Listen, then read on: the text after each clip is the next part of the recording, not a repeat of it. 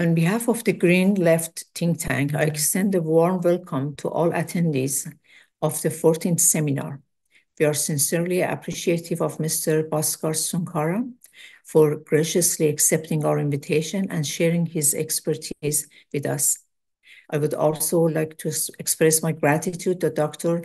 Mohammad Reza Nikfar for being part of this session and enriching today's discussion.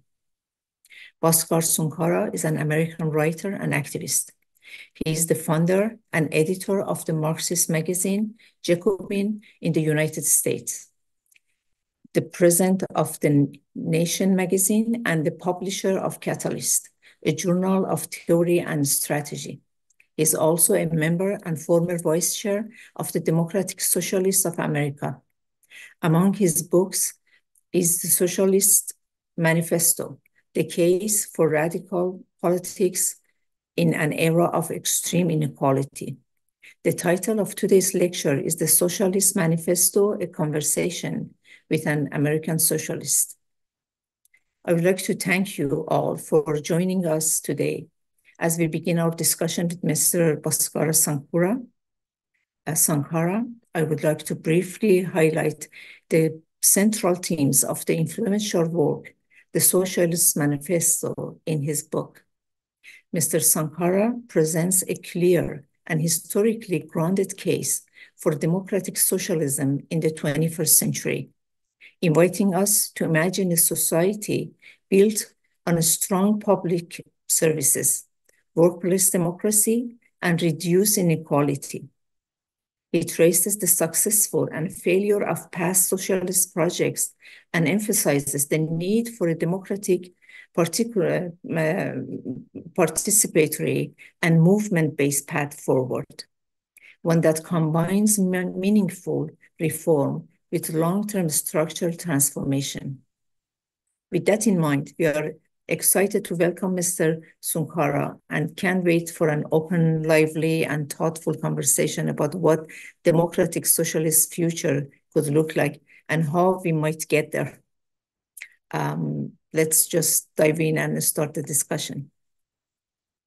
I would like to ask a question, if you don't mind, just to start your conversation with answering these questions if it gets in any of your topics. We were just thinking of countries like Sweden and Finland. We believe they are utopian or idealistic socialism before, which I do not believe they are right now. But what do you think? What kind of country they are? They are the scientific socialism, which we believe we want them, the society be right now, or they are still struggling to get there. What do you think about those countries?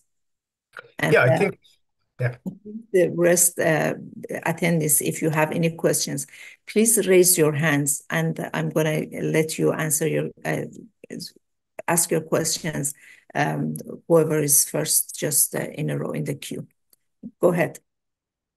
So I think in general, our analysis of the countries of Northern Europe and other countries with more advanced welfare states is that they're fundamentally social democratic states that are still within the spectrum of the capitalist economy. There's still private ownership of the means of production. Crucially, capitalists control the power over investment. So at the end of the day, even if you have socialists administrating the state, if capitalists control the levers of power and investment, they'll always be able to roll back gains, or at least some of the gains. But these are fundamentally more humane societies than you see in many other places in the West. They're societies with long periods of governance by parties of the left. Many of the people who helped build this Nordic model, as we would call it, of social democracy, were in fact socialists. Some of them were in fact informed by the Marxist critique. But I think we have to conceptually separate attempts to add a few doses of socialism within capitalism, even if it does yield a more humane society, from our ultimate goal, which is a socialism after capitalism. And I think our fundamental challenge is how do we get to that model of socialism? It's my view that the road to a more radical socialism runs through, as opposed to running opposed to, social democracy. So, in other words, I think that demands to create a more robust welfare state, demands to create a society with a greater role for the state within capitalism and a greater role for workers and its institutions like trade unions within capitalism, can in fact be used to bring us to the point where we can begin to ask more fundamental questions of democracy and ownership and who should really control the levers of production and, most importantly, the levers of investment. Oh, thank you so much. I do not see any hand to be raised. I have lots of questions. I'm going to use that time to ask my questions. Oh, there is one too. But anyhow, I'm going to ask that question. You know, that how can socialism be built while there is a country like Iran, for example, is a authoritarian, they're following the authoritarian path, and there is no unions running by people. There is some governmental unions, which is very restricted, but we do not have a strong union which people could run it. How can socialism happen in countries like those? So this is the fundamental theoretical question that those of us organizing in authoritarian states need to answer. And I can't presume to give you the answer. But of course, the debate will always be, is the first struggle a purely democratic struggle to establish a free civil society, to end the reign of theocracy and win those democratic, secularists and Republican gains? Um, is that the first struggle, or does that struggle need to be tied at the same time to efforts to socialize the economy? I mean, this was the fundamental of the debate between the Mensheviks and the Bolsheviks in the 1910s. It was the fundamentals for debates of any leftists operating in these kind of conditions throughout the 20th century. And it's still the primary question for of course, those struggling for a better future in Iran and in other countries today.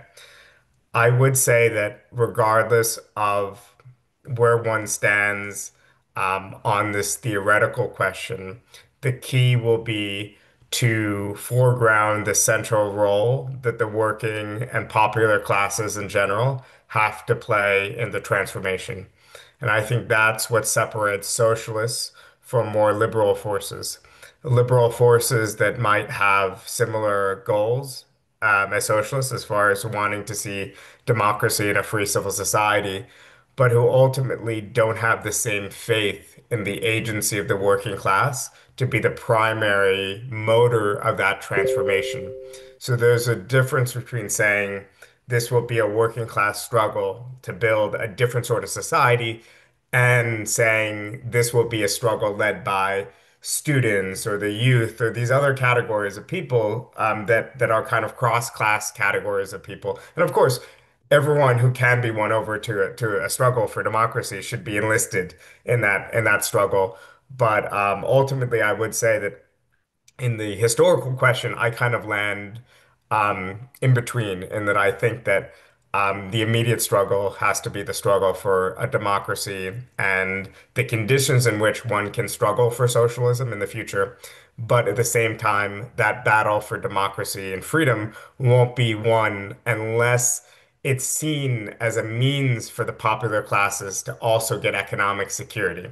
So if you actually think about socialist history, the fight for democracy was often tied to the fight for economic justice. I think sometimes when we talk about democracy as an abstract ideal, we think of it as a separate thing from the economic struggle. But democracy and freedom in civil society is actually the means in which the people of Iran, the people of the world, can actually struggle for a greater, economic security and empowerment, autonomy. And I think those struggles need to be connected. Thank you so much. I would like to ask Dr. Nikfer, he's in the room.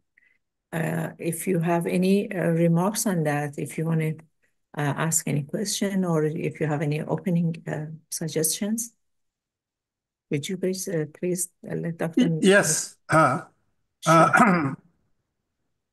The problem is, how can we distinguish between socialism as a system and the struggling for that? I'm sorry, Dr. Nikfer, your camera is off. Okay. Possible to turn it down? Thank you. Yeah. Thank you. Yes. I am asked how can we distinguish between socialism as a system and the struggling for that? They are not the same thing, I have understood from your preliminary remarks. At the stage of struggle, we have some principles. I think this struggle is just now very important for us. What are these principles? The struggling principles of the struggling for socialism. Yeah, I think the key principle in our struggle for socialism has to do with not just our end goal, but also the means in which we organize and the agent of history and change. So I'm very much an orthodox socialist in the sense that I think our agent of change, our agent of history, is still, however we conceive of it, the working classes, those who have, nothing to who have no alternative within the system other than to organize for their material needs and to organize as a class. Um, the end goal of socialism, in my view, is still very much the socialization of production. Now, this can take many forms. I think if we look at the history of socialism in the 20th century, we see that attempts to create fully centralized planned economies failed. And there needs to be a important role for the market as a coordinating mechanism. But within that market sector, you could still imagine different firms controlled by workers competing with one another, connected and with access to financial access to a network of public banks, and the commanding heights of the state being run through this non-commodity sector, healthcare, these other kind of key goods, key infrastructure being run by the state through planning, while still having this competitive market sector. So obviously, this isn't to sketch out a detailed blueprint, but it is to say we can imagine a society without capitalists, with the fundamentals of the means of production socialized, either through control by workers, control through the state, some sort of combination of the two. So I think the distant vision of socialism remains the same, even if we should be skeptical, in my mind, about the long-term role of planning in a centralized way in complex societies. As far as how we struggle for demands, I'm fond of the equation by the French theorist Andre Gors of non-reformist reforms. So within capitalism, are we fighting for reforms that will make it easier to struggle for more radical demands in the future? So, for example, if we struggle for a demand for full employment, in fact, that demand for full employment, if achieved, will also create a tighter labor market. It'll increase the bargaining power of workers and it'll allow them to go further in their demands. There's other sorts of forms of demands we can imagine along those lines, like union rights within capitalism, co-determination within large firms, that I think can set us on the road to something more radical. But I think what does distinguish socialists from other forms of progressivism is our emphasis on the agency of workers. And I think there's reasons to be not skeptical, but there's reasons to say so far the working class in this moment in the 21st century is less organized, less politicized than ever. But despite the challenges that I think we face as socialists with this working class emphasis, I think we have no alternative agent at the moment. Uh, I formulate my question in another form. I live in Germany. Some years ago, there was a discussion in Germany under the left with this question. What does it mean to be anti-fascist in this time? The duties, the principles, the character. What does it mean to be anti-fascist? No? What does it mean to be socialist? In America, in Iran, we live in another situation. What have these two have in common? What is the difference between it? How do you define yourself as socialist in the United States? Yeah, I think everywhere to be a socialist is to be the most consistent fighter for democracy. Democracy at every level, democracy at the political level, democracy at the social level, democracy at the economic level. And obviously, in that sense, the fight against fascism, the fight against authoritarianism, is very much a struggle for democratic socialism. But I think there are those that can fight against authoritarianism at the political level that might not be convinced of the need for more radical forms of economic democracy as well. And I think that is the distinction between just a regular anti-authoritarian and a regular anti-fascist, in which we'll have many liberal allies in that struggle, and those that fight for more radical economic democracy. And I think in that language of economic democracy, there is a particular emphasis on both workers and also the sphere of production and exchange. I think if you listen to the rhetoric, let's say in the United States, critical of Donald Trump, a lot of the rhetoric is focused on his political infringements on freedom and these other things, which are all important things to talk about. But there's not enough emphasis on, I think, connecting these struggles for political freedom and political democracy with the struggle for economic equality and economic justice and power. So I think this is obviously the key thing that as socialists, as leftists, we can bring to these discussions of democracy. While at the same time, we need to be honest that we believe in democracy as an end in itself too, not just as a means.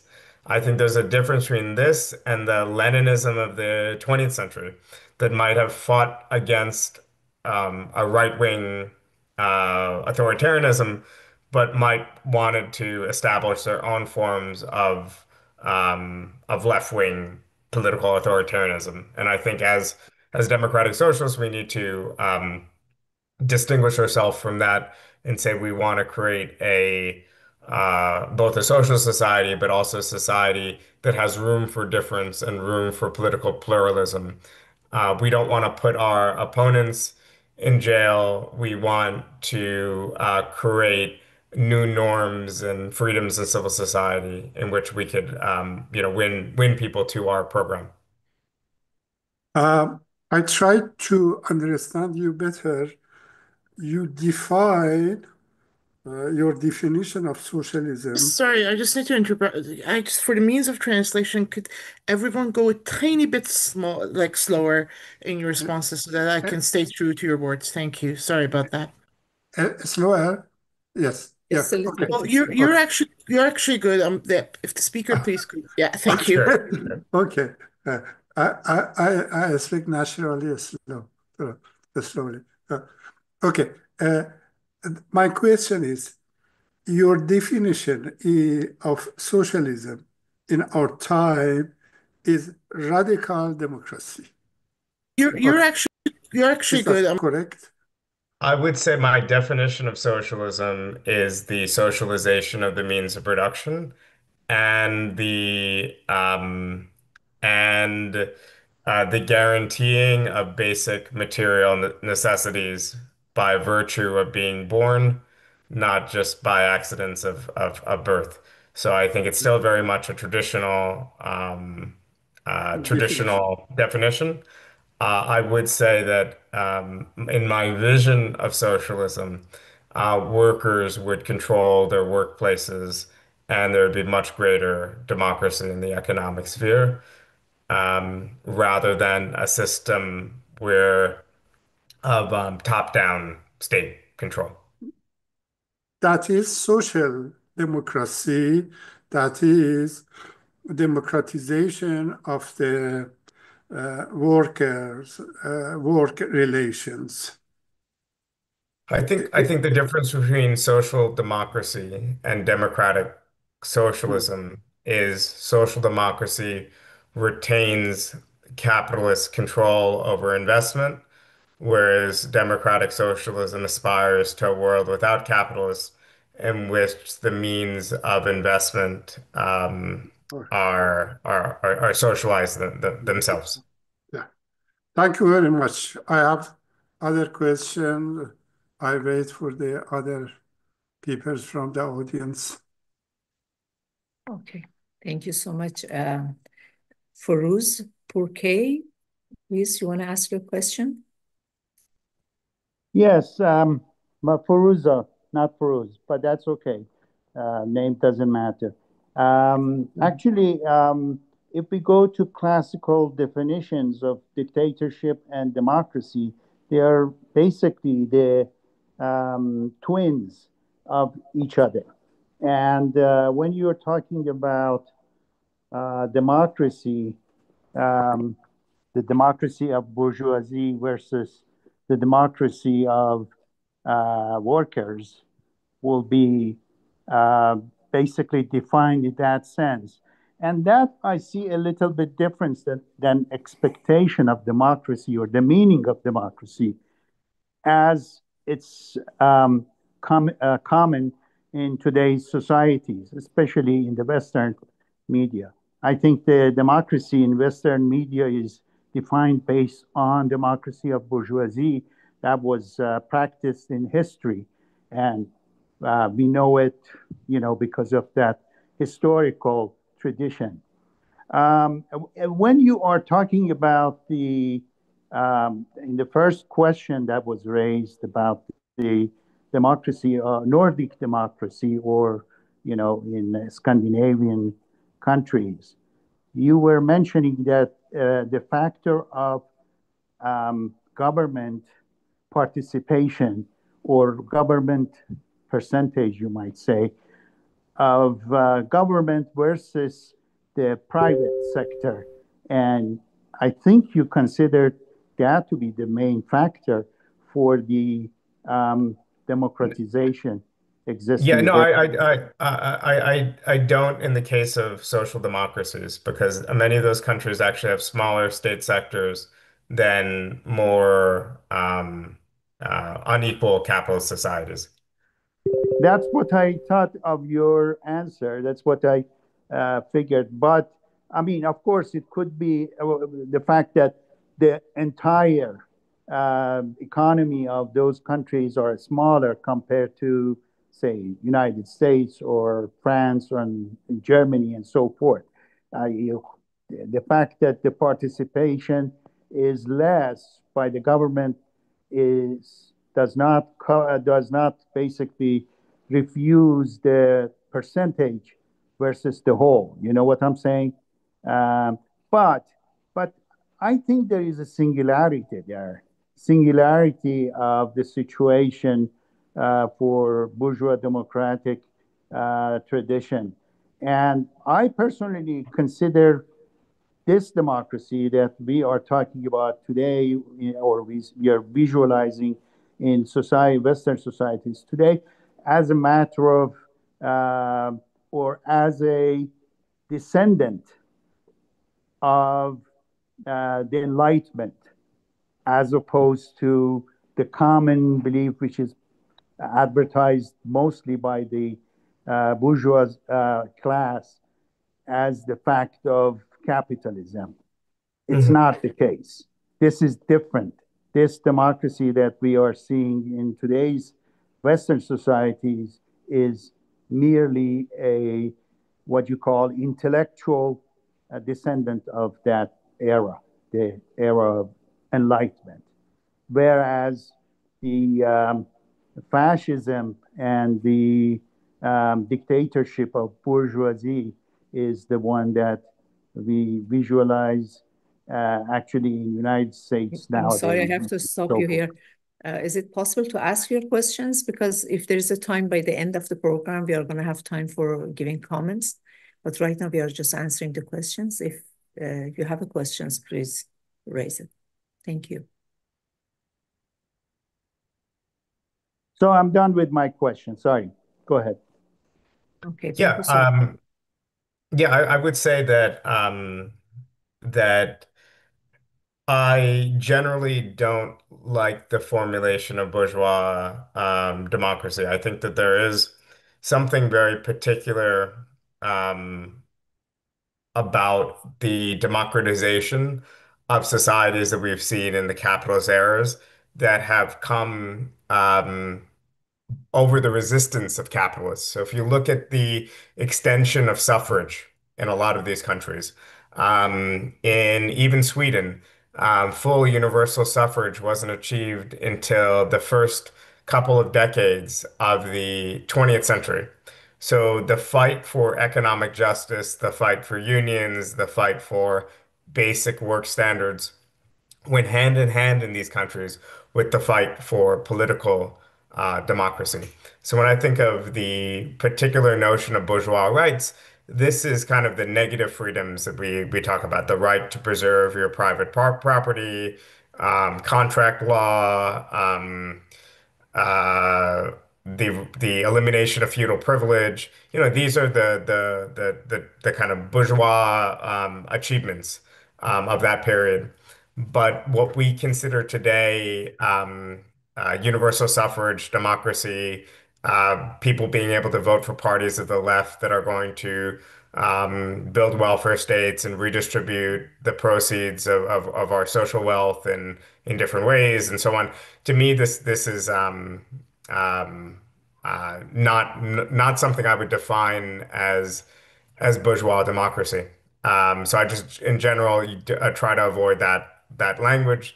Though, of course, there is a qualitative difference between the type of democracy we have now and the type of democracy we want, which is an extension of democracy from merely the political realm and into the economic realms as well. When it comes to what makes a state more or less social democratic or more or less socialist within the sphere of capitalism, we could say that in countries like the Nordic model countries, there was an extensive role for centralized trade unions that had power to bargain en masse with their employers, who played a big role shaping the economic system they had, which has high degrees of redistribution, which has solidaristic wage policies, which have all sorts of other mechanisms that have made them more equal, but also in general more conducive to worker power, though within limits, because the limits are this is still a capitalist system. And in many ways, these models have eroded so much over the last 30 years that there's a much weaker difference today between the capitalism that you have in Finland and Norway and Sweden compared to the capitalism of Germany and France and these other countries. The difference has narrowed quite a bit in the last 30 years as reforms have been undone. Thank you so much. If people who are having questions, if you open your video, you can share the screen, and our attendees in YouTube, if they have a question, they can just write down their questions. We are going to read it in the room. Kaveh Nematpur, please, if you have a question, go ahead. My camera, unfortunately, doesn't work, so I have to ask my question just by voice. I have two questions. One of them is both of them are regarding the U.S. One is now, in the light of the new mayor of New York. I want to say, he's being elected. He's been a different candidate. He considers himself a socialist. I want to know, how socialist do you consider him and his policies in line with our understanding or common understanding of socialism? What do you think of the New York mayor? And also related to that, my other question would be, what do you, in general, where do you place the whole question of identity politics, the woke, the trans rights? Of course, I would say that most of people on the quote unquote left, they would support the rights of, like, I don't know, the LGBTQ, the trans rights, but how essential are they to the struggle for socialism? How do you place that question, the identity politics? Because some people consider this to be an aberration, or I think I made my question clear. Thank you. Yep. Yeah, absolutely. The mayor of Seattle has been changed too. So yeah, so the mayor of Seattle is much more of a liberal left kind of social democratic figure who uses that word occasionally. Zohar Mamdani is a real socialist cadre.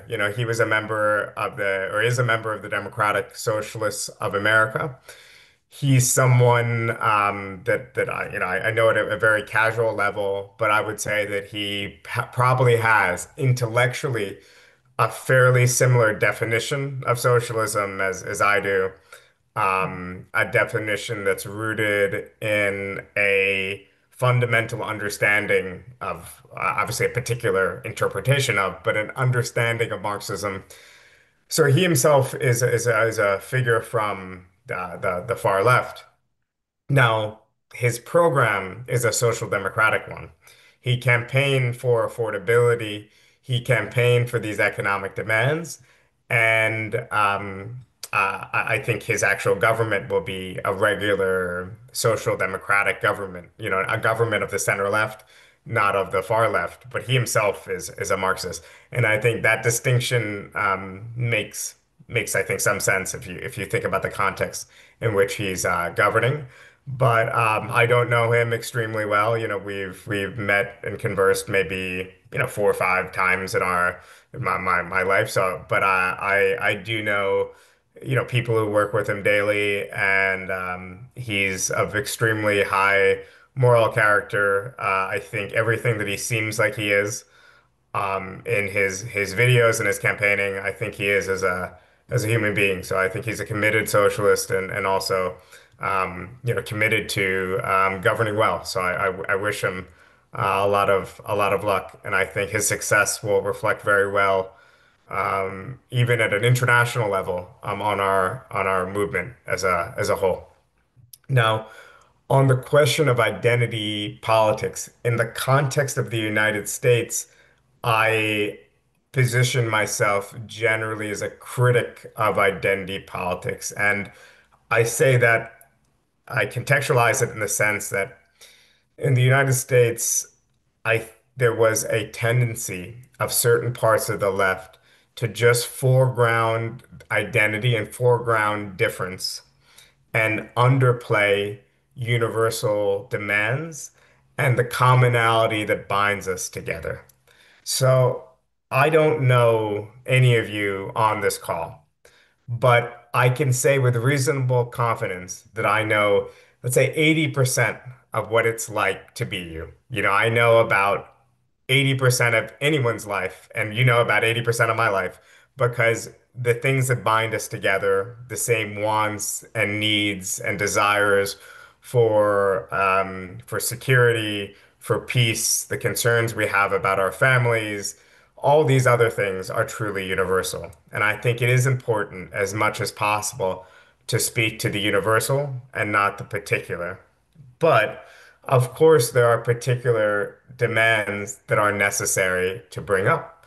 So the demand for women's equality is a demand that isn't simply something that can be dismissed as an identity-based demand. It's a demand for the equal rights and treatment of 50 or 51% of the population.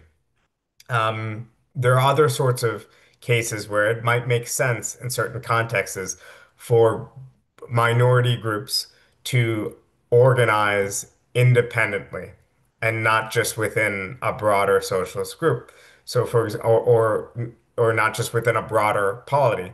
So for instance, if you go to any university or any public school in the United States, you'll see lots of wheelchair ramps, and every part of every building will be accessible for people in wheelchairs. That's a good thing, but that meets the needs of maybe less than one, I don't know the figure, but maybe less than 1% of the population. Now, in order to get those ramps, there had to be some sort of group-based organization. Now, is that identity politics? I guess by some definitions it is. So obviously, I see the need for identity-based organization in certain instances.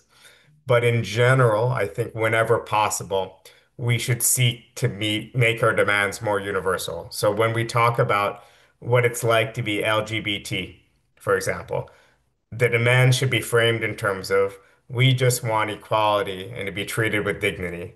In other words, framed in such a way that you could actually win over many people who are not part of that group to your demand. The most famous demand of the civil rights movement in the United States, the most famous slogan in the 1960s was, I am a man.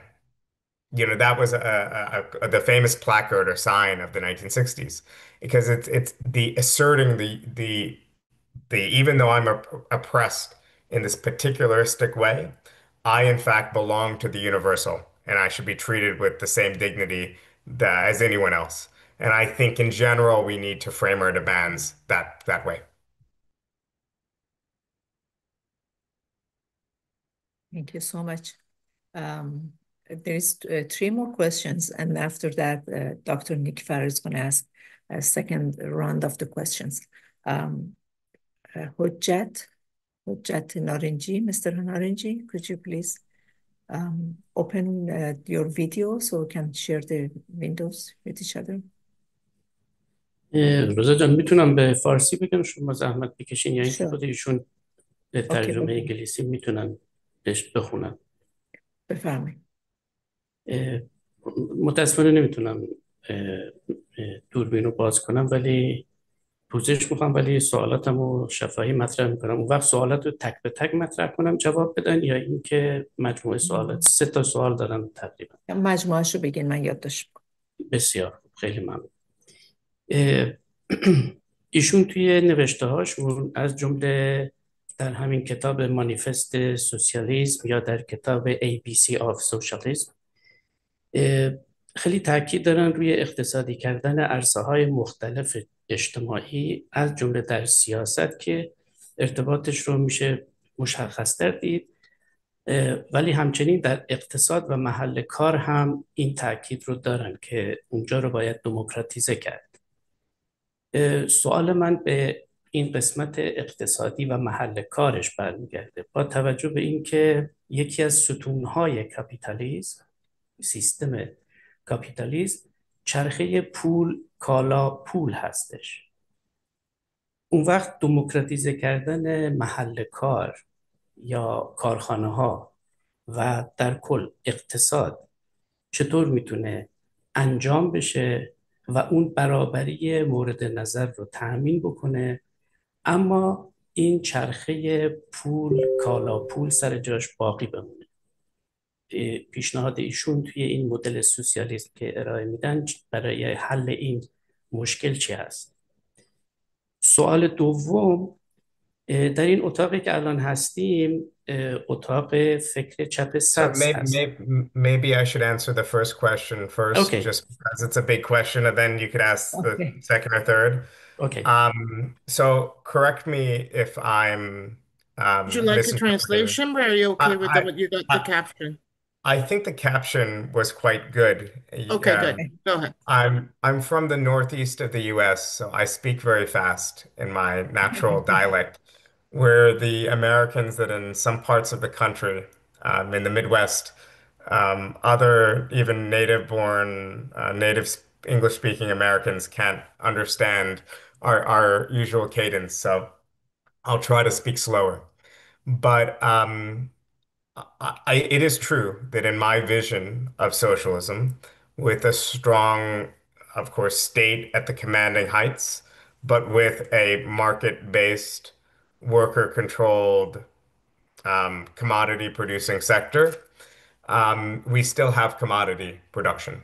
Um, we still have competition. We still have certain of those features that traditionally many socialists have sought to abolish. I'm writing a book now with two colleagues that should be out next year that make the case in detail why we think these are necessary in any complex society and necessary features to govern a complex division of labor. But it is indeed, I think, a feature of what I think a feasible socialism would entail. But I would say that if workers control their own workplaces, then at the very least, two key features, or one key feature of the Marxist critique of capitalism is solved. There's no exploitation because workers' surplus value is not being taken and controlled and appropriated by capitalists. Um, Also, I think it is key to say that any model of socialism needs to focus on things like the reduction of working hours and the creation of more social rights. So, in other words, if right now you're working for 45 hours a week for a capitalist, in a social society, you might be working for 28 hours with in a democratic workplace. So I think there's a reduction in hours, reduction in time in this commodity producing sector.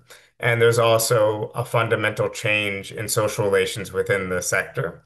And also, of course, the guaranteeing of certain social necessities like housing, healthcare, childcare.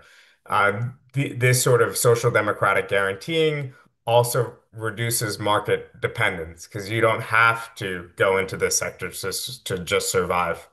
So I think it resolves many of the core socialist critiques of capitalism, but it is true that it doesn't resolve the critique of commodity production and the Marxist critique of alienation to the full degree, which is something that is maybe too complex to get into the arguments for why this is the case here.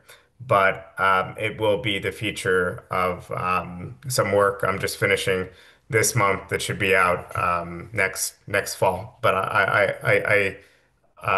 please let me know if I misinterpreted the question. It was correct. I think you got the question right. Yeah. Thank you. حجت جان, you want to ask the next two? حجت جان, دو تا سوال بعدی رو میخوای بپرسی؟ بله خیلی ممنون. سوال دوم رو میتونم اینجوری مطرح کنم در ادامه همین بحث که انتقادی که از طرف نیروهای راست یا ایدئولوژهای کاپیتالیسم نسبت به سوسیالیسم و پیشنهادهای سوسیالیستی میشه اینه که این مدل‌های تغییرات اقتصادی که برای ایجاد نظم سوسیالیستی ارائه میشه نوآوری رو کاهش میده، فرار سرمایه ایجاد میکنه و آزادی‌های فردی رو محدود میکنه. پاسخ شما به این انتقاد نیروهای راست چی هست نسبت به سوسیالیسم مطرح میکنه؟ I think maybe just for clarification, it would be useful to get a translation because I think I understood it from the caption, but I'm not sure. This critic says socialism reduces innovation, drives away capital, and limits freedom. What's your response to that?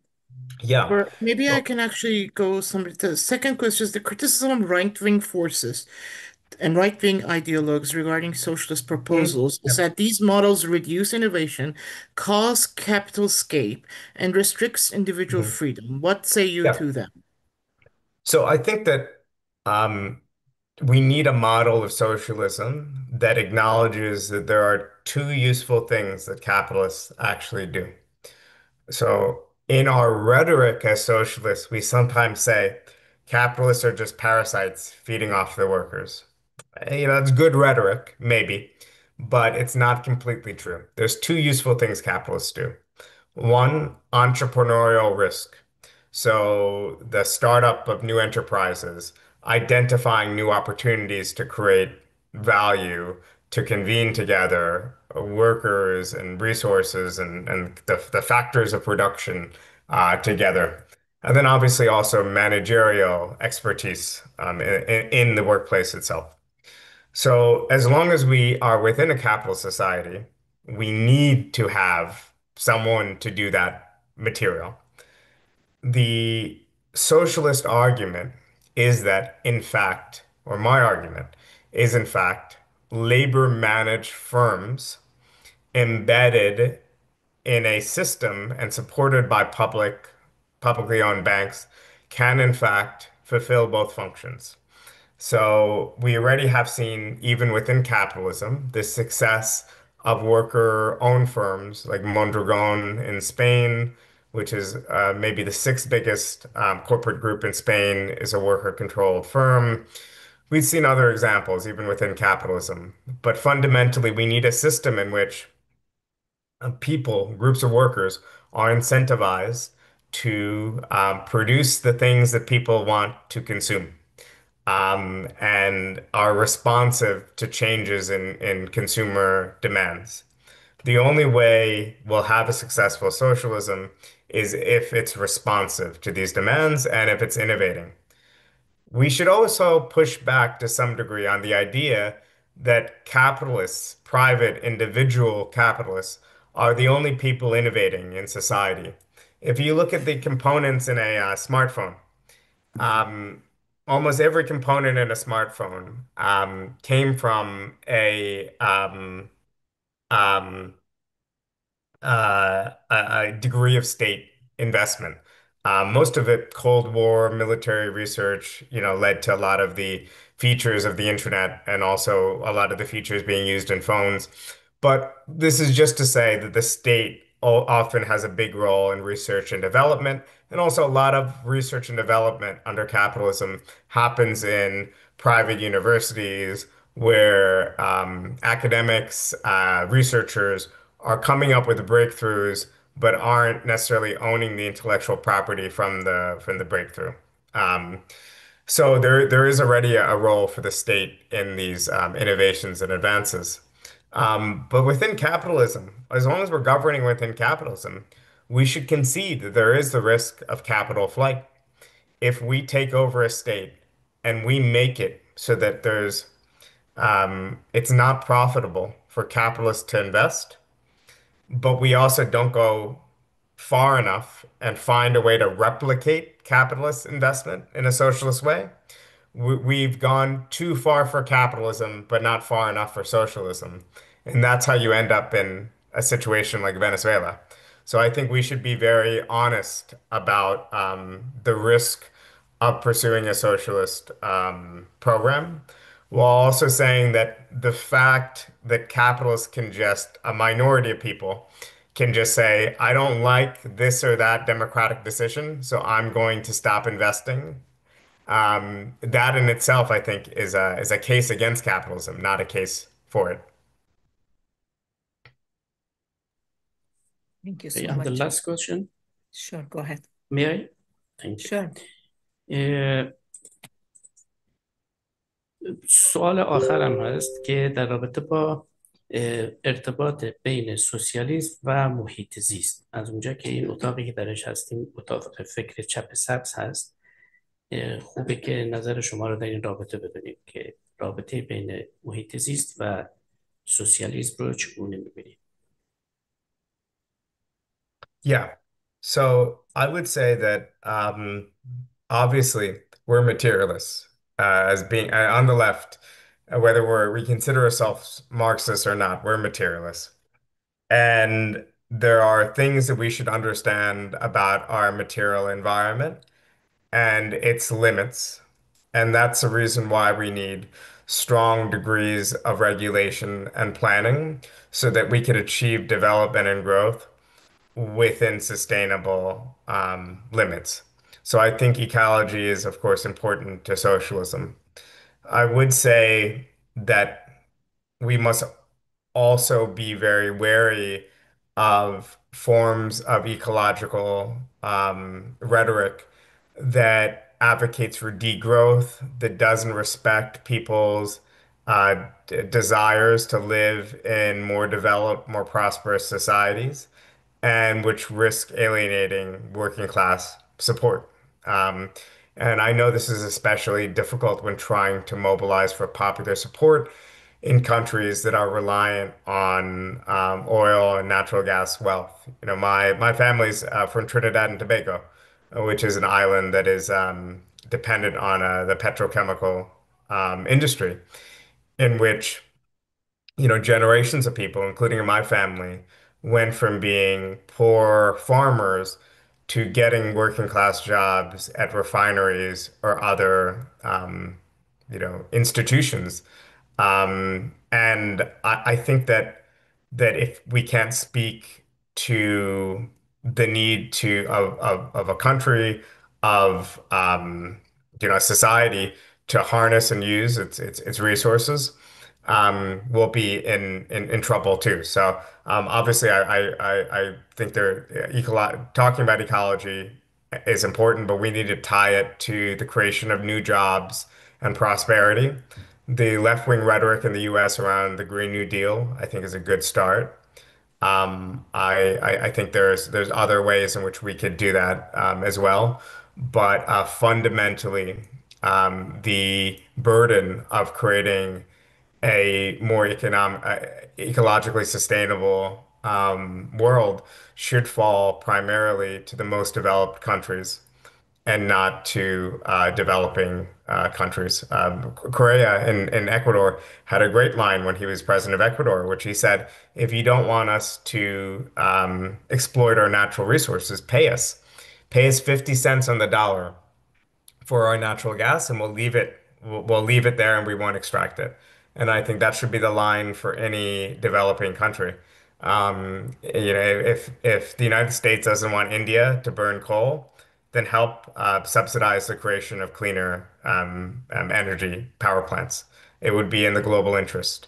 So I lean towards just making sure whatever environmentalist planks we have take a very pro-worker, pro-development stance, even while we acknowledge the realities, the dangerous, terrible realities of climate change. Thank you so much.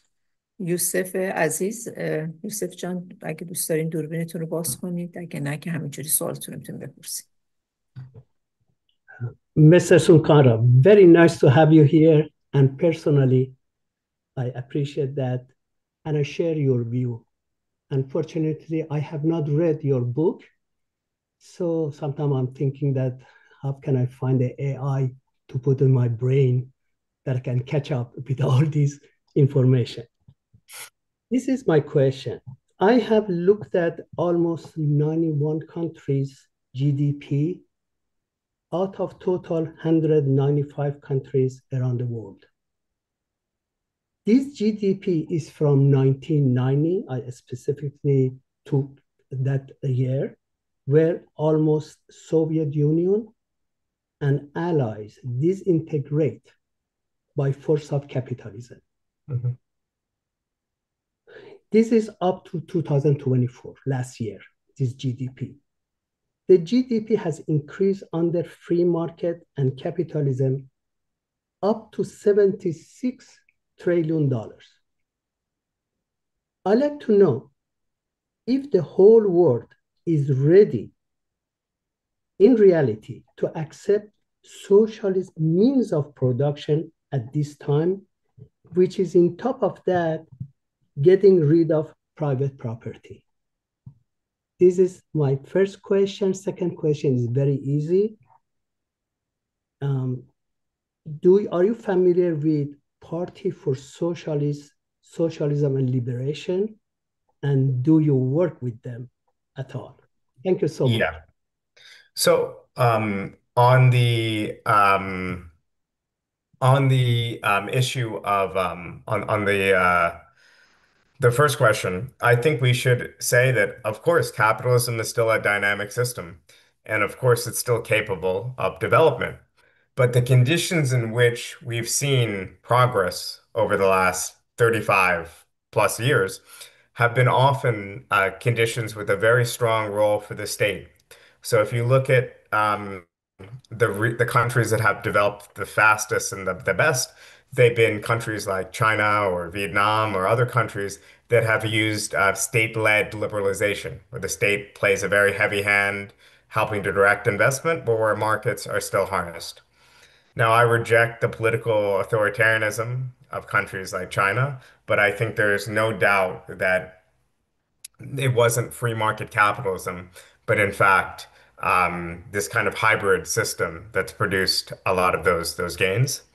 Also, I would say that this is one reason why I'm a market socialist. I think there was inherent inefficiencies in command economies, inefficiencies that were only growing as economies became more complex. So whereas command economies worked to a large extent in the early stages of catch-up with the West in the 1940s and 50s, when the economy is very oriented around heavy industries like steel plant production or basic resource extraction. At that level of catch-up, central planning worked. As economies got more and more complex with more and more inputs and outputs, it became even less viable as a system. But a lot of what we say has been motoring economic development recently has been more markets than I would argue than pure free market capitalism. Markets managed heavily and directed by the state. The Party for Socialism and Liberation, I'll be delicate and diplomatic. They are a group in the US committed to a form of socialism that I believe is more authoritarian than my vision of the US, my vision of what a just society would look like. They just simply are from a different tradition than the democratic socialist tradition. I'm happy to work with them in certain cases. Like, for example, they do great work on the blockade against Cuba, a blockade that I think needs to be lifted. They do good work against sanctions and against war in often cases. But we also have other fundamental differences. In addition to having a different vision of socialism, I disagree with their stance strongly on the Russian invasion of Ukraine, and there's a host of other issues which broadly map between the divide between communists in the Western world today and democratic socialists. So I think we disagree on certain key issues. But the left in the US is small enough that I'm happy to work with anyone on issues on which we agree. Like for example, I mentioned the blockade in Cuba. Thank you so much. Mr. Khaliq, would you like to ask your questions? منم تشکر میکنم از اینکه بعد دعوت ما را ایشون پذیرفتن و بعد هم در سمینار ما شرکت کرده. منم چند سوال دارم ولی یکی مطرح میکنم، البته به فارسی دیگه. یکی مسئله این مالکیت عمومی یا جمعی هست که ایشون در کتابش به عنوان مالکیت عمومی اما غیر متمرکز صحبت میکنه. یکی از معضلاتی که تا الان در رابطه با سوسیالیسم مطرح بوده، همین مالکیت عمومی، هم در رابطه با یک زمانی که بعد از مانیفست گرفته بودن و آنچه که در اتحاد شوروی پیش رفت، مسئله این که مالکیت عمومی ها صرفا در مالکیت دولتی تامین میکردن و همین روند پیش رفت. ولی میدونیم که خب مسئله مالکیت عمومی یک حوزه به مراتب وسیع‌تری میتونه در بر بگیره که صرفا به مالکیت دولتی اکتفا بکنیم. شما در مورد اسپانیا چند مورد مطرح کردید در رابطه با کشور اسپانیا، ولی خب این میتونه در مورد واحدهای کوچک و متوسط شاید قابل اجرا باشه که نمونه‌اش هم هست، ولی در مورد واحدهای بزرگ و در سطح بین‌المللی و اینکه خب ما الان میبینیم که چگونه این شرکت ها در سطح جهانی گسترش پیدا کردن و به یک شرکت های جهانی تبدیل شدن، چگونه میشه مسئله مالکیت عمومی یا در این رابطه تبیین کرد، چگونه میشه عملی کرد؟ من سوال اولمه. So I think I would probably benefit from translation a little bit just to clarify a few things. I got the general gist from the captions. Sure. Let me ask our translator. She's in the room. It's hard to navigate. Yes, hold on. I did actually take notes, so good that I took notes. Okay. Public ownership. You talked about public ownership. There was a workers' ownership, and you mentioned some firms, some initiatives in Spain. What happens in this? What happened in the Soviet Unions? We know that the issue of the public ownership is not simply state ownership, and you mentioned a few cases in Spain. I see this as feasible for small and medium-sized units and production units, but how can public ownership or working ownerships be applied to large multinational and global enterprises? Yeah, I think in general, well, first of all, Mondragon is a global firm. I think the way they get around the difficulty in being a worker managed firm in a complex global economy, to be honest, is they hire contractors, they contract out to international firms, and even though they're very highly democratic within Spain, they have relations around the world with other firms that are structured on a different basis. So this is one of the contradictions, of course, of an island of worker control amid a broader capitalist sea. And I think all the more need for us to construct a infrastructure around these firms. So in my preferred model of socialism, there would be a network of public banks that would actually own the means of production, and the workers themselves would control their workplaces. They would get their share of profit, a dividend, but they wouldn't necessarily own the means of production. I think there's all sorts of complex reasons why worker control rather than ownership makes sense, but one of which, just to give you the example, is the question of capital intensivity.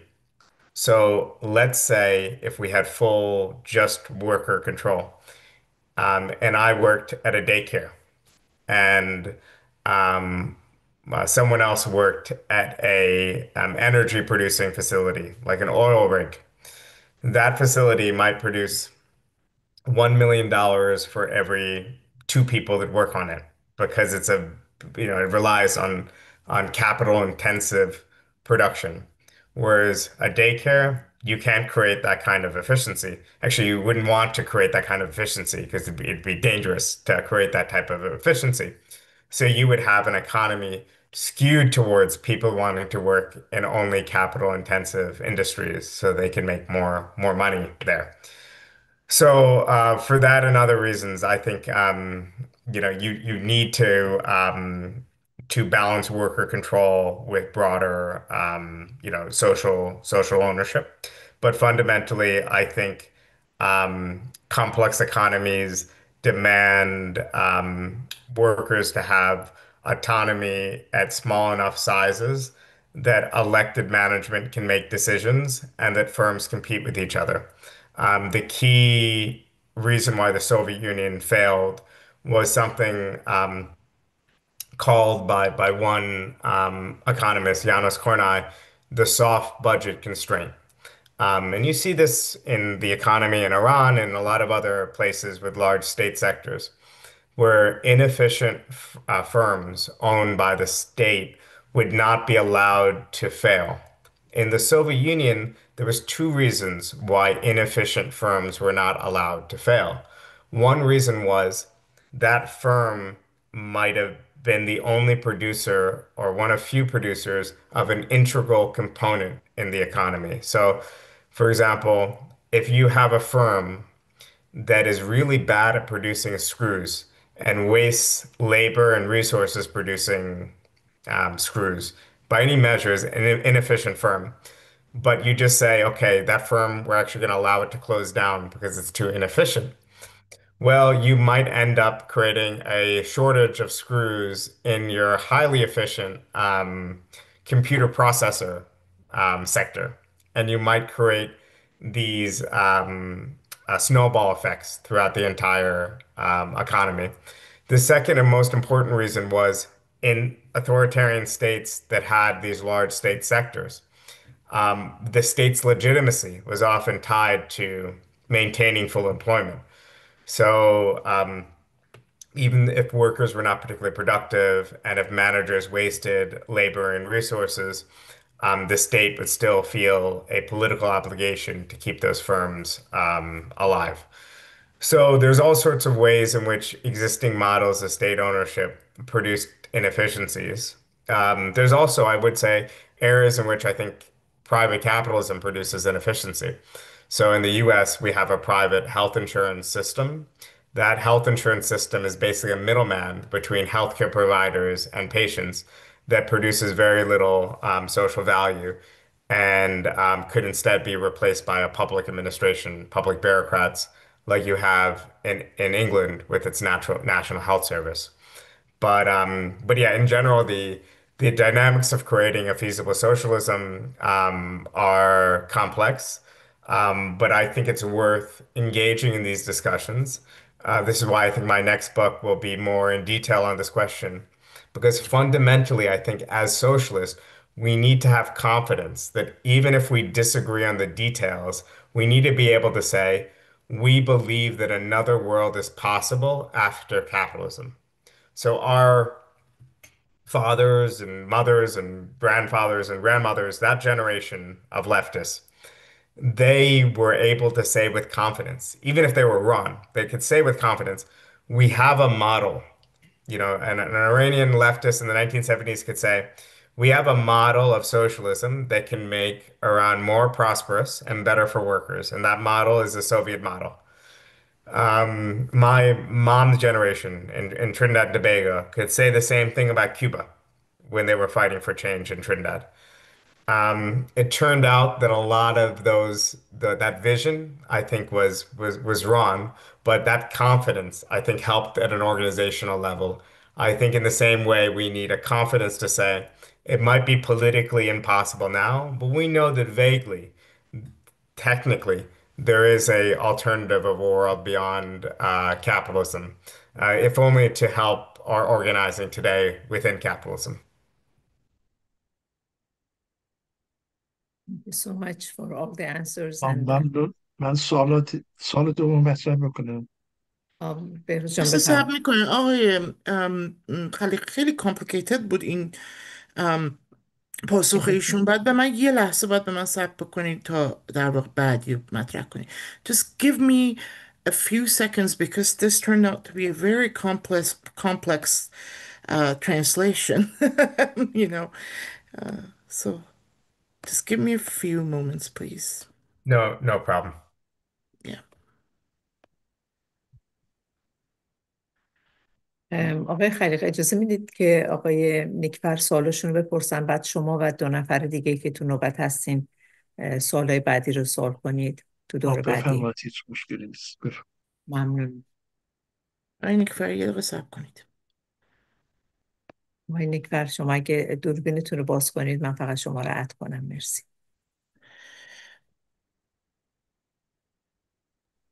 So change of speaker now and someone else will ask you a question. So I don't have to. So آقای نیکفر. Yeah. Oh, okay. I cannot open my video.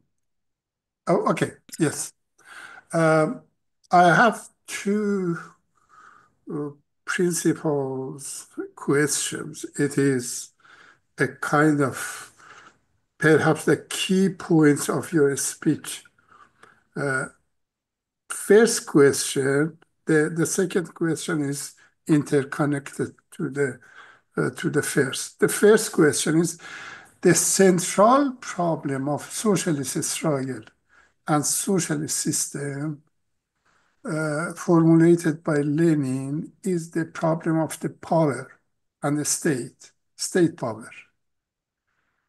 In your picture of socialism, what makes us feel safe from danger of an authoritarian state and finally state capitalism? It is the first question. The second principal question is abolishing of capitalism is abolishing of the exploitation.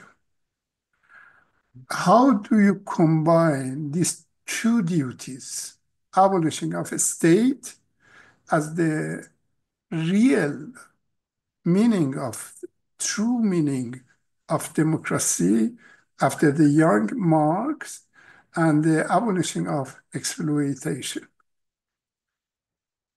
Yeah, I think that to begin with, we should say there's always the risk of state authoritarianism in any system.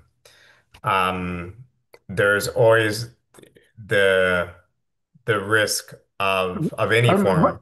On what is the guarantee? Yeah. Yeah. So I would say that in a capitalist society, we face authoritarianism from different directions. We face not only at times in certain countries and contexts state authoritarianism, we also face the authoritarianism of large private actors. So this is especially the case if you look at a country like Russia right now, where you have an extremely authoritarian state in Putin's Russia, but you also have rule by oligarchs and big companies too. So people are faced with different forms of power and authority on them. And to consistently fight for democracy in a free society, I think, is to reject both. Now, under a socialist society, I think you would need to maintain all the means to fight for freedoms. You would need a free civil society. You would need pluralism. You would need multi-party democracy. You would need negative freedoms, freedom of speech, expression, protest, all those other things. So I think we should reject one part of the traditional Marxist worldview, which is the idea that there is an end of history. There's an idea, the idea that's there in some parts of Marxism that once we get rid of class antagonism, once we get rid of class exploitation, the primary contradiction is resolved. So therefore, politics is over. And that's also the insight of Marxism that's behind this notion that the state would wither away. But if we believe in the permanence of politics, if we believe in the need to always mediate difference, so let's say then we'll always need a state, and we'll just want a more democratic, more responsive state, but we'll always need a state. So we should, I think, reject that vision of the withering away or the abolition of the state, and also reject the idea that history just ends.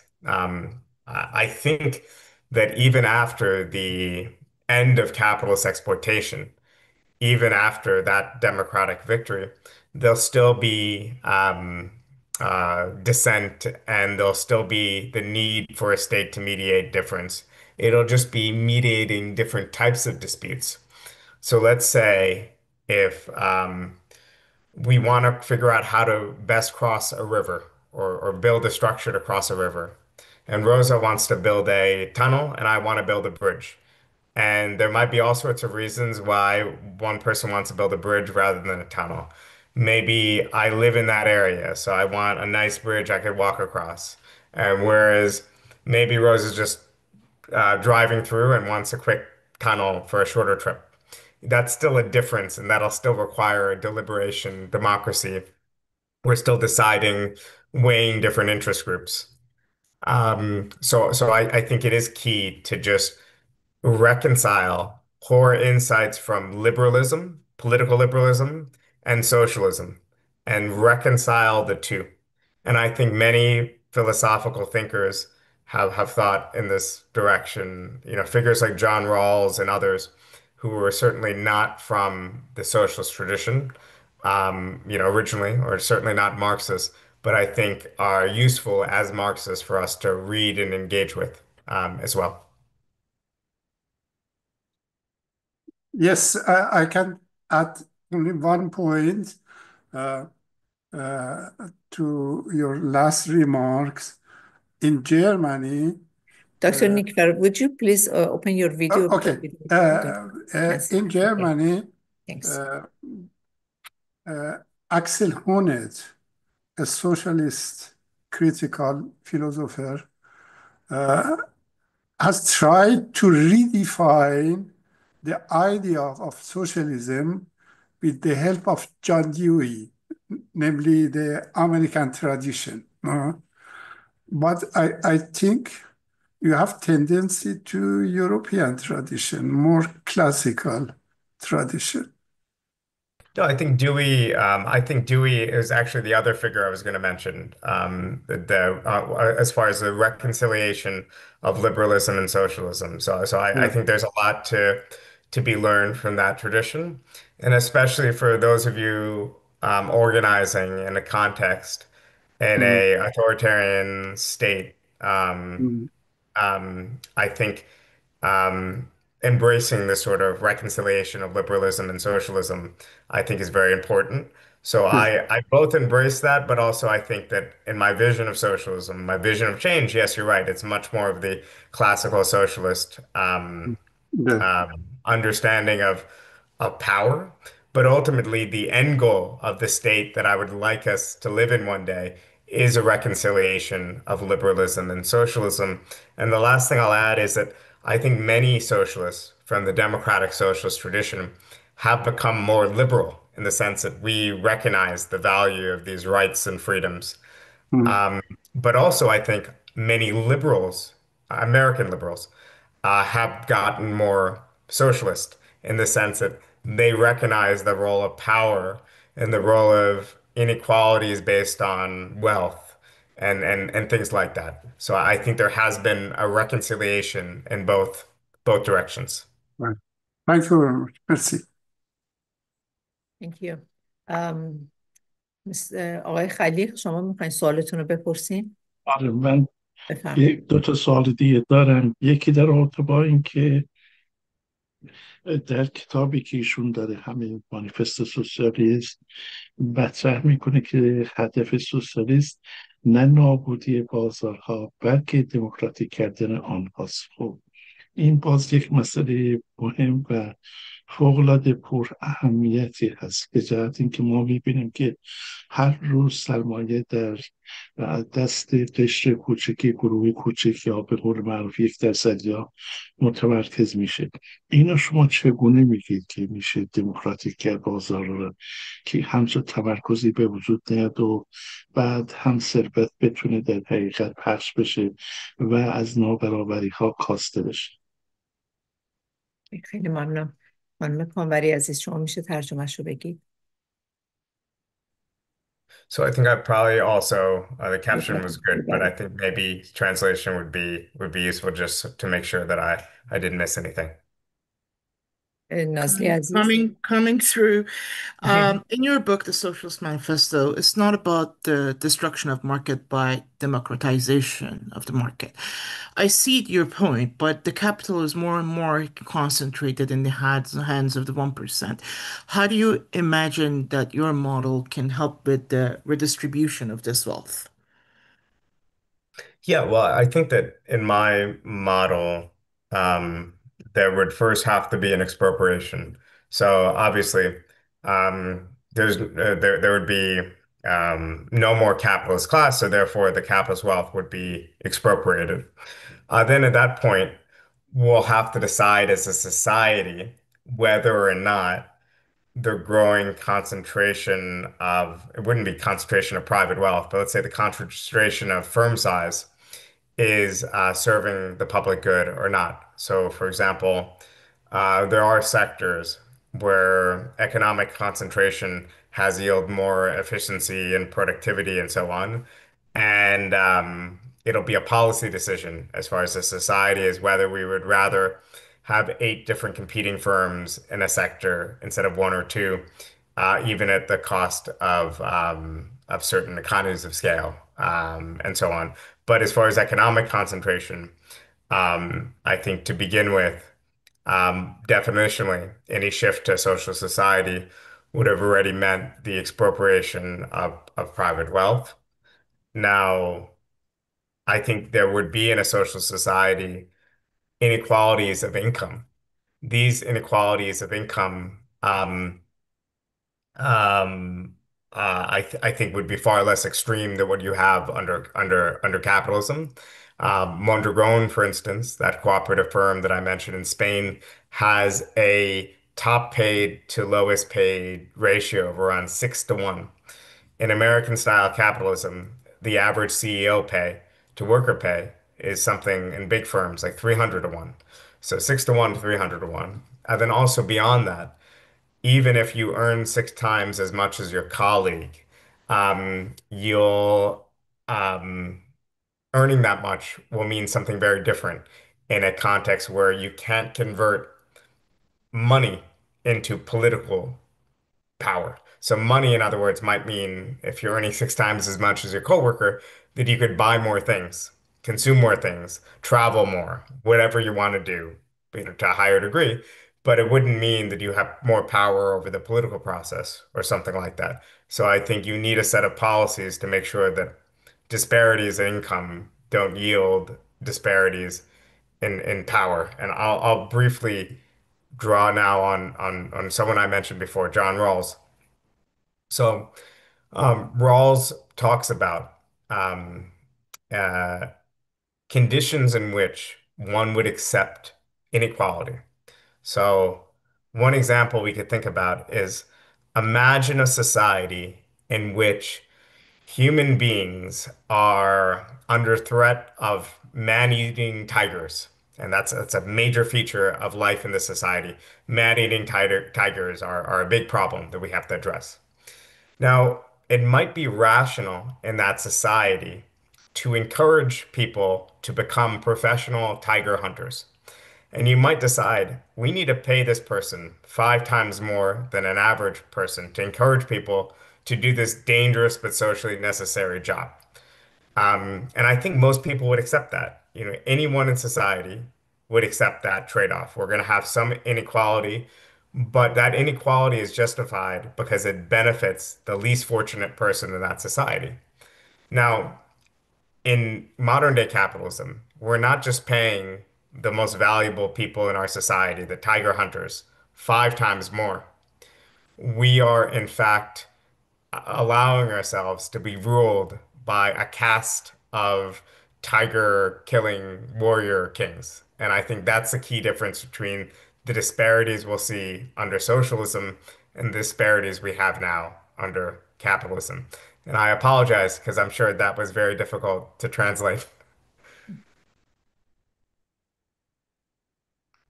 Thank you. Yes, it was extremely hard to translate, but if you can just give me a moment because did you manage to answer the whole like question that he had about redistribution. I know you're giving a utopian model, but I think he was more imagining a practical model of transition from current capitalism to a redistribution in which you are imagining democratic socialism as means of achieving that. I think he was looking for more practical Yeah, sort of. no, I think fundamentally, yeah, of course, like our primary goal in the short term is taxing the rich and limiting their ability to take the money that they do have and converting that money into political power.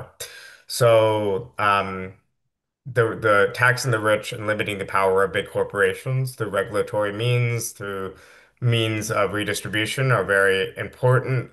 And also, this is why we have such a central role in our vision to trade unions and their role within capitalism, because that's not just redistribution, that's pre-distribution at the point of production to be able to have institutions that can demand higher wages and more autonomy and more power. So that's much of what, our day to day as socialists will be spent, doing in the here and now.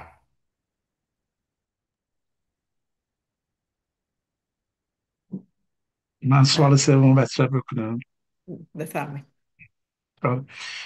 این شما خب سردبیر مجله ژاکوبین هستید. خب بعد هم خوبه که یه مقدار در مورد این مجله و تاثیراتی که رو جامعه امریکا به خصوص نور گذاشته و در انتخابات هم دیدی بعد هم یکم صحبت بکنید. و یه سوال منم اینه که اگر ما بعد مقالاتی هست که خب به زبان فارسی دوستان می نویسن، از جمله آقای نیکفر مطالب زیادی در مورد چپ داره، در مورد مسائل هم داره، همینطور دوستان دیگه، آیا ما میتونیم اونا به ترجمه کنیم به انگلیسی و برای شما بفرستیم؟ آیا امکان درج اون در مجله وجود داره؟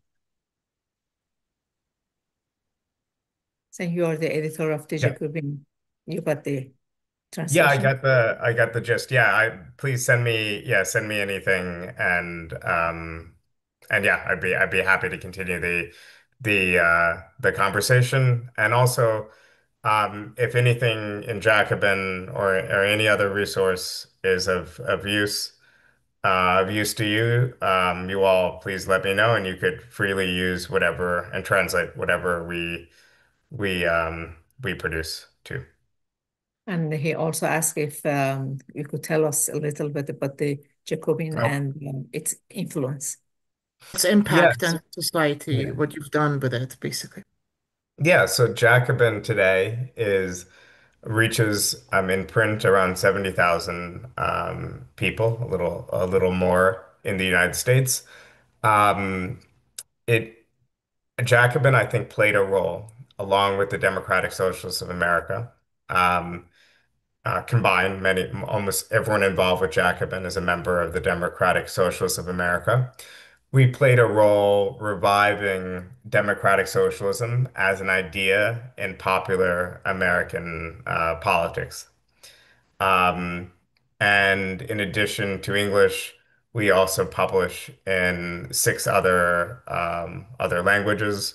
Our largest foreign edition is in German, published out of Berlin, but we have around 13,000 subscribers in German as well. And we consider ourselves part of a international socialist project, a project committed to the goals of a society built on liberty, equality, and solidarity throughout the world. But primarily, I think our big success in the U.S.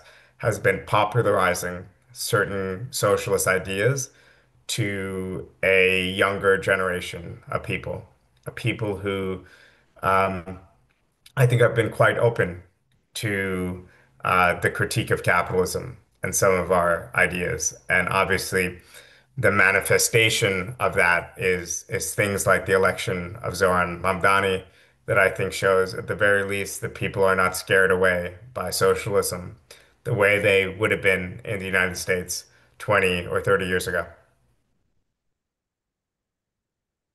Thank you so much. Mr. Purkey, if I pronounce your name right, please ask your question. If you can open your video, you can share the screen. Okay. This time I'm doing it. Last time you didn't ask me. All right. Although it doesn't make any difference, I hope with respect to 3-4 years ago picture. I'm sure it does. Anyway, I'm very happy and enjoying the conversation that you're bringing up because it's very much up to date with today's economy and market and so forth, and the issues that are rising from it. One thing I have problem, even though I sympathize with your definition of socialism based on the market, needs, but don't we have? I have several problems that are internal to me too. I'm not able to answer myself. And one is that China is an example of socialism. Well, I say state capitalism, not socialism, based on market. And they have done a good job, even better than Western economies in that respect. But then look at the result.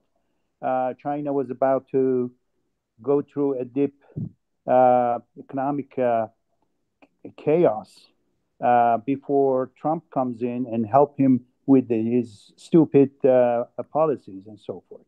So that's one thing. The other thing is that, don't you think, Marx, when he was talking about the workers eventually being able to demolish the capitalist system, which was the trend, he was very sure about that, about the consequences, final consequences. But we see that market, at least the capitalist market, has gone way beyond that. In fact, there are people like Yanis Varoufakis, well, I'm not sure if I'm pronouncing it correctly, are talking about a change in capitalism towards, they call it techno-feudalism. If you look at the 7 top companies of the world, they're all AI companies or software companies. And the last one is just Aramco. Remember that at some point they were all petrol companies. Nowadays it's the case. And there is such a big difference between the payment that you see that, what's his name, Elon Musk is now trying to get 1 trillion for his salary.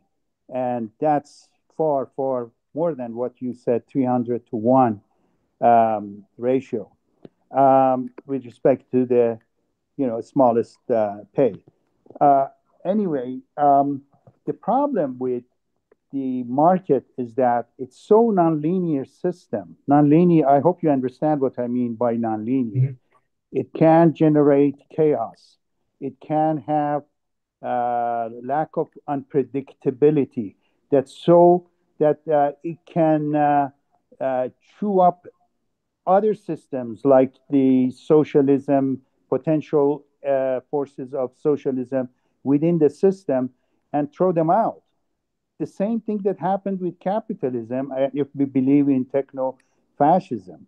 So what would be your, have you thought about this phenomena, and how would you suggest, I wish I had read your book, but how would you respond to such a complexity? I'm not saying that, I don't like it. I like it, but the complexity is far from, sometimes maybe, far from human capabilities. Thank you.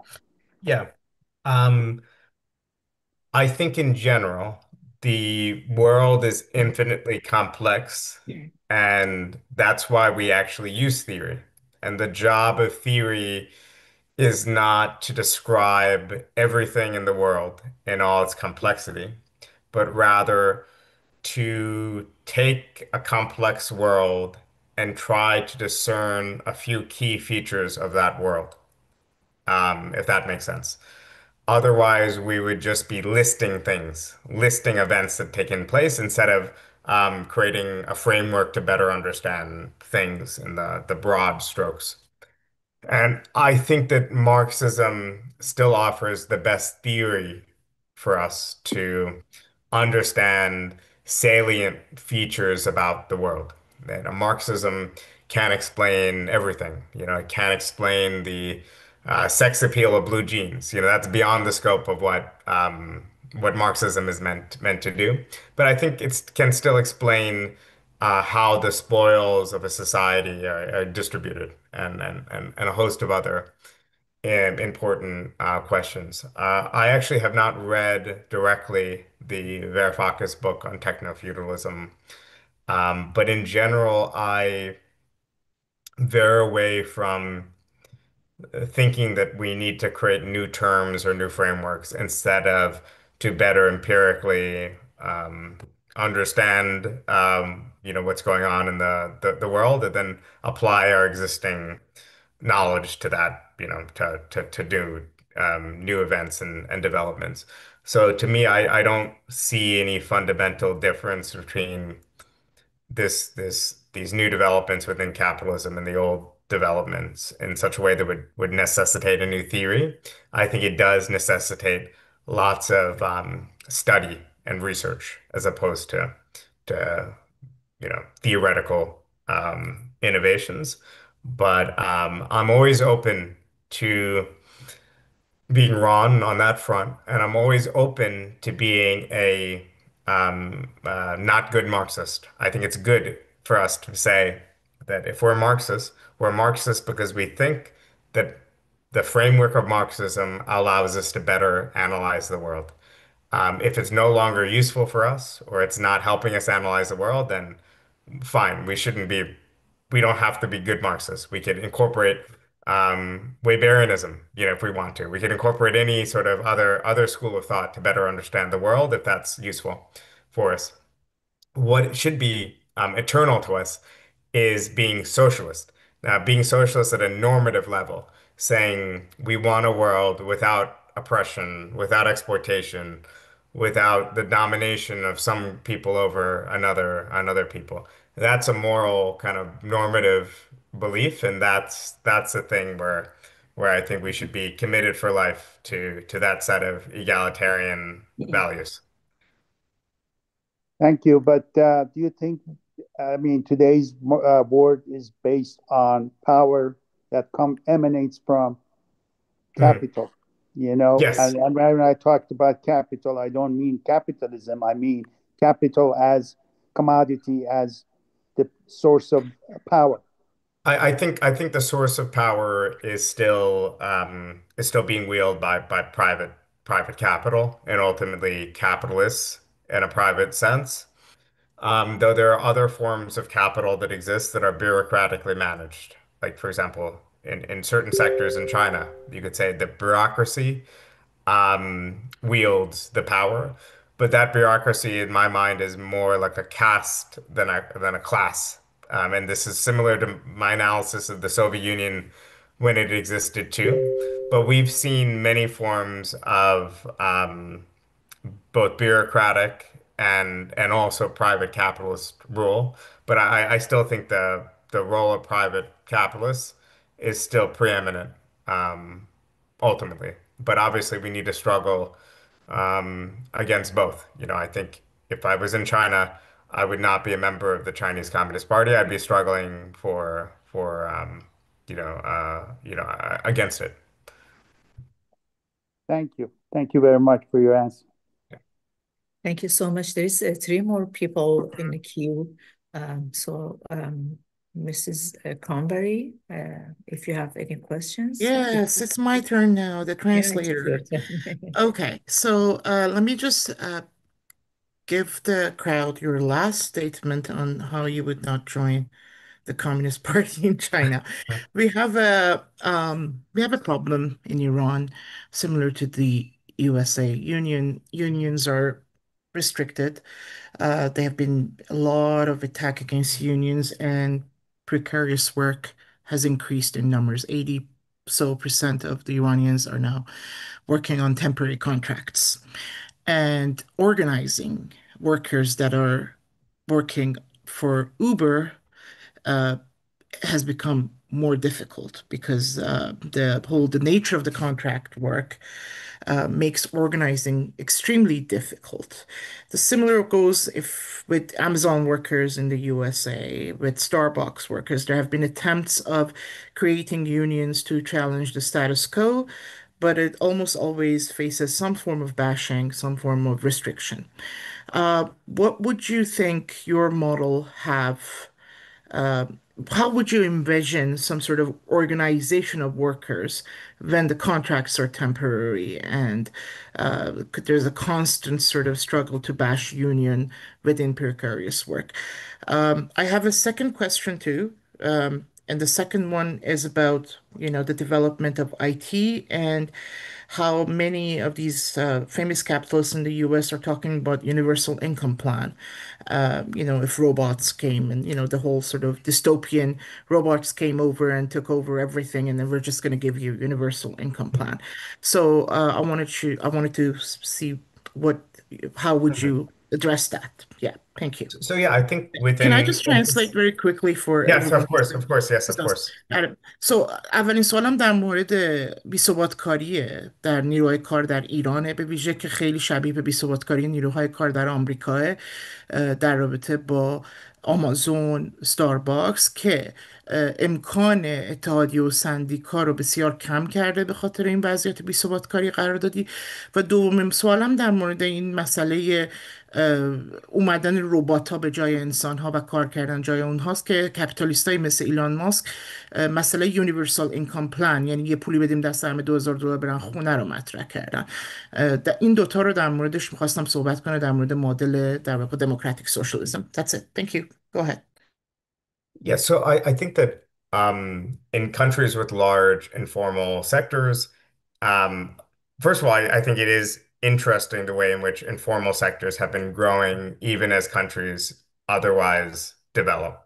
I think that runs somewhat contrary to some expectations that we would have, but it's a real dynamic. You could see it in places like India, Brazil, plenty of other places. I think where the economy is more informal, or in general where work is more precarious, that puts a greater onus on the need for solutions at either the sectoral level or through the use of the state. So, for example, at the sectoral level, if there was a way to say this group of precarious workers are all members of the same membership-based organization, and they demand there's a base level minimum wage, base level working conditions, and so on. Then that could be one way to resolve it. So in other words, it wouldn't be resolved at the enterprise level. It might be resolved at the sectoral level. One way to also have that effect would be at the state level, to have state policy that says all workers must be paid this minimum wage. Workers in this sector must be paid this wage. Some sort of creation of minimums and standards could be some way around that. But it's worth keeping in mind that the default for work under capitalism is precarity. And many sectors that we today think of as highly organized and static were in fact only becoming organized and static because of past efforts at labor organization. So, for example, dock work today, the longshoremen, today that's one of the best jobs, at least in the United States, that a working class person can get. Many longshoremen are paid over 100,000 US dollars a year. Now, these are the same jobs that 120 years ago were complete shift work. A boat would come into a dock, and a foreman would look at a bunch of workers lining up at the gate and say, "I'll pick you, you, and you. You can help unload this boat, and we'll pay you for the day." And everyone else go home. So organizing itself can take precarious work and it can make it stable work. But in general, in countries with large informal sectors, that will mean some sort of mechanism other than enterprise bargaining to begin with. So, sectoral bargaining plus state, redistribution. Before I go on, does that answer that question, or did I miss something in it? The problem in Iran is the state is for precarious work. They're actually encouraging. So you can't go through state means, and organized labor work is usually bashed. So Yeah, that's the yeah. Yeah, but I think that the same thing applies in the sense that it'll still take state policy in order to fix the problem. And obviously, in the case of Iran, unfortunately, so many of the egalitarian demands necessitate a radical democratization of the state, right? And an end to the um, to the state regime. But in general, I think the solution to the economic problem of precarity, whatever its roots, I think does flow through state policy, as well as obviously workplace organizing. Um, and your other question, Well, sorry, remind me. Yeah, universal yeah, income sorry. plan, the Yes. rich prescribing it. Yes, I'm very much skeptical of the universal basic income demand, in part because I think that the vast majority of people want the socialization and the power and the stability that it comes from work. And I think it's much more politically salient to be demanding um, good job guarantees, good jobs, and good pay, rather than to be demanding a universal basic income. But I do think that we need to have conditional basic incomes for those of us who are out of the labor market for any reason, either because we're engaged in childcare or elder care, or because we're at a point in our life where we're students.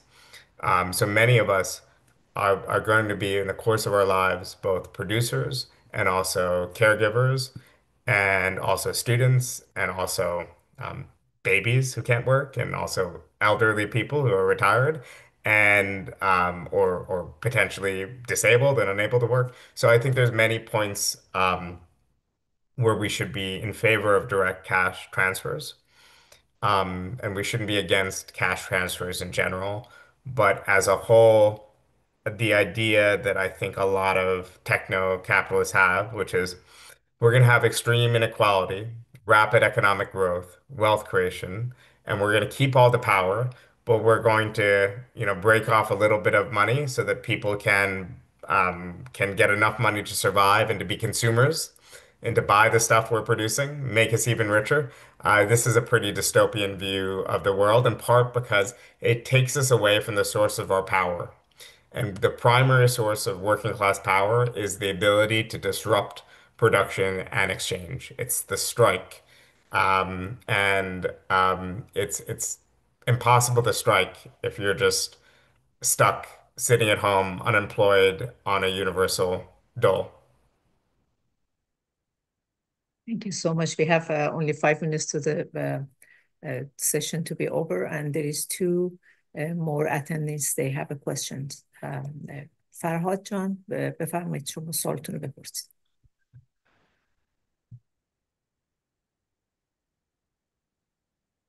فرهاد عزیز اگه مایکتون بسته است، اگه مایکتون رو باز کنید.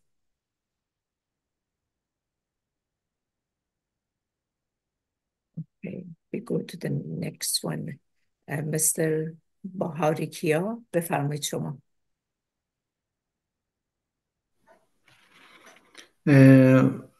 Hello, Mr. Sunkara, and thank you. You have mentioned دوربینتون رو باز کنید میتونم شیر کنیم سفر. You have mentioned two countries, Sweden and Vietnam. I live in Sweden. the difference between the left party and the right party is not that big in all areas. You could say that the left has moved closer to the right.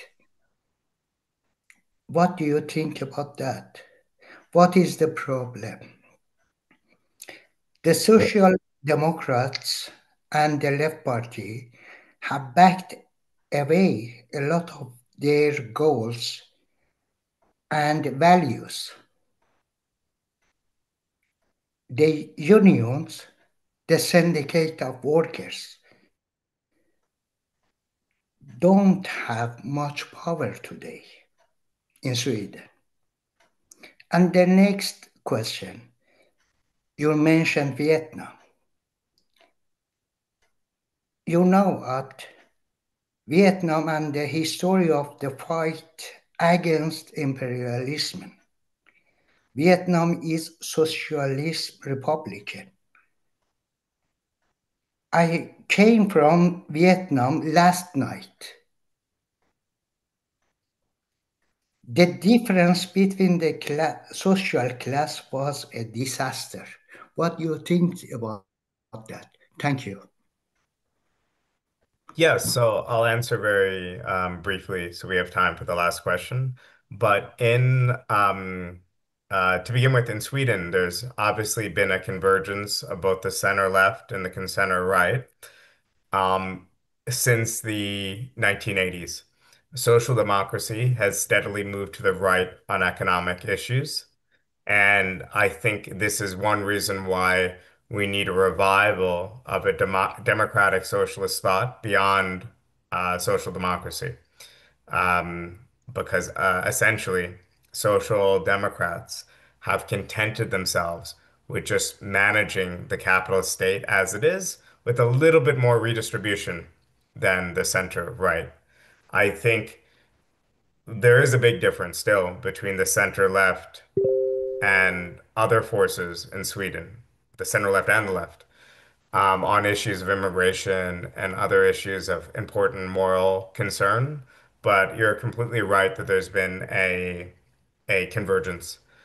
On Vietnam, yes, I think Vietnam is one of the most grossly unequal societies in the world. It's a society with large degrees of corruption too. You know, there's many problems in Vietnam. Um, I think it's also a place where there's been tremendous development strides. And ultimately, the United States, I think, deserves much of the blame for the trajectory that Vietnam went into in its lost years in the 1970s and 80s, when Vietnam, after decades of fighting against both French and US imperialism, was completely destroyed and devastated. And as a result, the Communist Party turned to pretty extreme forms of liberalization in order to bring some wealth into their economy. I think overall, that development trajectory has been a positive one compared to what came before. But it's a society in dire need from by all accounts of redistribution and of forms of independent worker organization that is currently forbidden. So especially as an American, especially given the history, I don't spend much of my time criticizing either Vietnam or Cuba or other countries that have been um, victims of U.S. imperialism. But I think it is obviously true that it's a very unequal country in need of independent forms of plenty of other places organizing to combat that. I think we're the economy and to also fight for forms of democratization.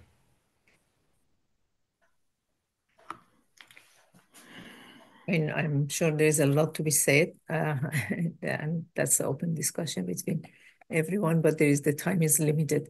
And our last questioner is going to be from Farhad, the family. Thank you very much for your nice presentation discussions. I'm sorry I couldn't reactivate my microphone, so I couldn't make this question. This is a short question, but maybe interesting. you have mentioned Jacobin magazine, okay, if I understand well. So it's very nice look on the French Revolution, huh? And as you know, French Revolution has many violence, and now considering the situation in the world, and in particular in USA, do you think that the advent of socialism would be violent or non-violent?